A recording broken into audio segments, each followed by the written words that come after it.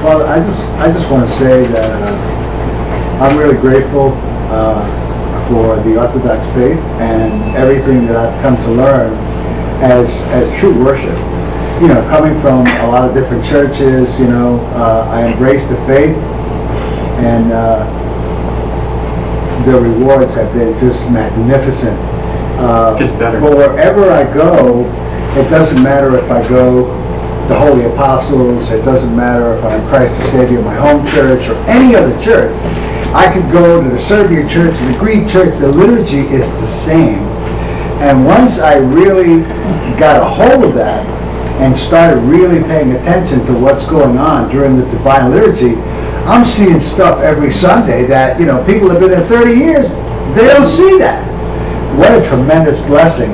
I mean, it's opened up my eyes, and my family, I'm working on them. They don't get it, not yet.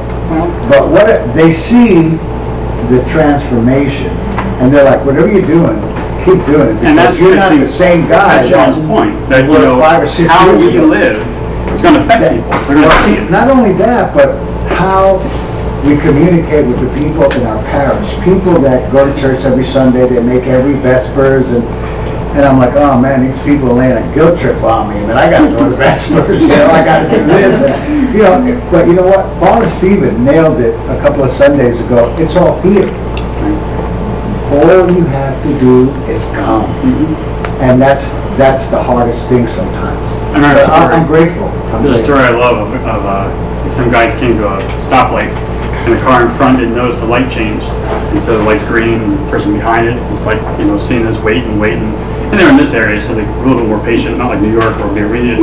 But the light turns yellow, the guy goes, and the guy behind him couldn't go. So he's beeping the horn, flipping him off. Well, a cop was behind him. So after the light turned, he pulled him over. And he comes over, he says, I didn't do anything wrong. He says, well, I saw what just happened. The guy didn't go first, and you went, you're all mad, you're banging the thing, flipping him off, everything else. But the back of your car says, what would Jesus do and all this stuff. So obviously it was a stolen vehicle. So I had to pull it over. We have to be consistent. Not just, we're in church and we do the thing properly, go outside and start cursing somebody in the parking lot. I think, sometimes the detriment of Christians is how we act. What was the line from Gandhi when he's talking about when the British came in, that this Christianity is the truth, it's a shame no one practices it, Yeah. Every time we hear that, it's like, oh. Yeah. Because that's what we're called to do. Do we give to those in need, help those, what Matthew 25 tells us about? Do we do that stuff once a year? Do we encourage one another? So if we could do that, the rest of it all falls into place. But that's the danger, too, of becoming what I jokingly call hyperdox, where people they start banging on other people, like about doctrine or dogmas and so forth. And it reminds me of the St. Silouan episode of, where he's listening to this other monk yelling that all these atheists are going to hell, they're going to hell, and going to hell. And St. Silouan said to, well, then why aren't you praying for them? Yeah. And then he said, Father Sophronis says, and then tears filled up his eyes.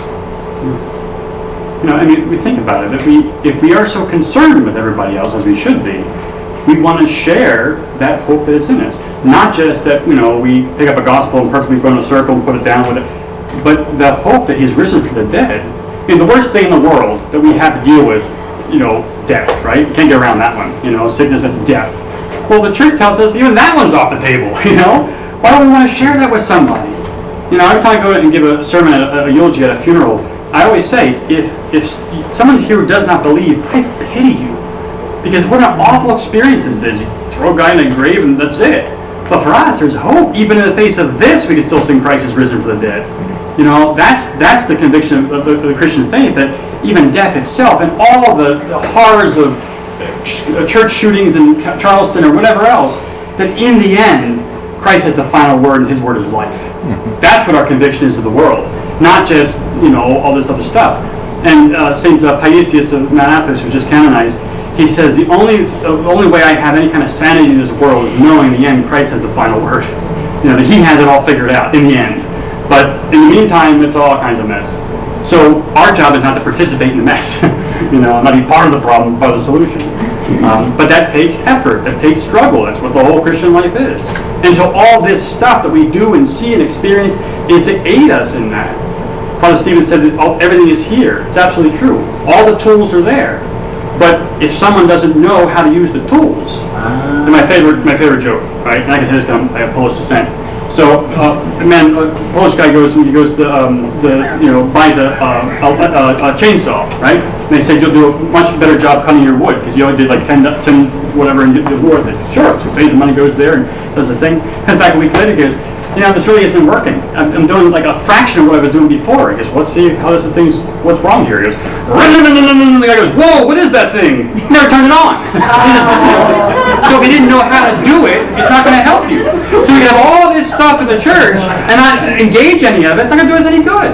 So it's important to learn, to participate, then we know how to use fasting and prayer and liturgy and communion and sacraments and everything else that aids us in this struggle in this world for the world to come. But the enemy is the tremendous big liar. Sure. Right? No, okay. Why do you need to go to Vesper? No, okay. Vesper. No, okay. There's a feast. No, okay. There's fasting. No, okay. And the enemy plays that tape back and back and back and back. So you just have to say, my priest said not to listen to you. The Orthodox faith has more peace and more, Every day's a feast, really. Absolutely. Today's the feast of Andy's birthday, so we're celebrating that. It's a local mechanic for today. So my point was, Father, that, in the back of my mind, and I'm just talking for Manny, I always have to be aware that the enemy's a liar. You can come up with 50 million excuses why you can't make it to church on Sunday, or why you can't go to Vesper. The best thing I ever heard was Father Stephen talking about our beloved Father Michael, who was like, 90. Never missed a church Sunday. I mean, he was in church every single Sunday doing the divine liturgy. Now he wouldn't serve because he was a little older, but that was my Father Michael was my example. He's one of the reasons why I came to Orthodoxy. He taught me a lot. But think about it. All the setbacks he had, age, distance, everything else, it was a priority. Amazing. It was a priority. And I think one of the problems we have now is, at one time, the church was the center of the village, right? Everything happened from the church. Even clerical work comes from clerics. Because the priests were could read and write, we signed all the papers. We're still doing it to this day. But the idea that, it started, that the church was the epicenter of everything. Now, church is like maybe second, third, fifth, maybe even on the list after Boy Scouts, Girl Scouts, governments, whatever else. It's not the thing. Who here walks to church?